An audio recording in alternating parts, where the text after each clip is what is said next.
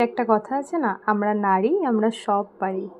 তো কথাটা কেন বললাম, আসলে কয়েকদিন ধরে আমার শ্বশুর বাবার অসুস্থতার কারণে তিনি কয়েকদিন ধরে বাইরে বেরোতে পারছেন না। তো স্বাভাবিকভাবে ওনার কাজগুলো আমাকেই করতে হচ্ছে, যেমন ছেলেকে স্কুলে দিয়ে আসা, বাজারে যাওয়া, সব কাজগুলোই মোটামুটি করতে হচ্ছে। কাজকর্ম সেরে আমি চলে গেছিলাম বাজারে। তো ছেলেকে ওইদিকে স্কুলে দিয়ে আসার পর বাজার থেকে এই সবজিগুলো কিনে নিয়ে এসেছি। আমি কিন্তু কোনো কিছু সঠিক দাম জানি না। ফ্রিজটা খুব নোংরা হয়েছে, তো ফ্রিজটাকে আগে পরিষ্কার করে নেওয়ার পর ট্রেটাকে ধুয়ে নিয়েছি। এরপর প্রত্যেকটা সবজি আলাদা আলাদা প্যাকেট করে ভরে নিলাম। মোটামুটি 2 সপ্তাহের বাজার এখানে আছে। এরপর চলে এসেছি রান্নাঘরে। তো অনেকটা লেট হয়ে গেছে যেহেতু বাজারে গেছিলাম। তো এরপরে কিন্তু রান্নাটা বসিয়ে দিলাম।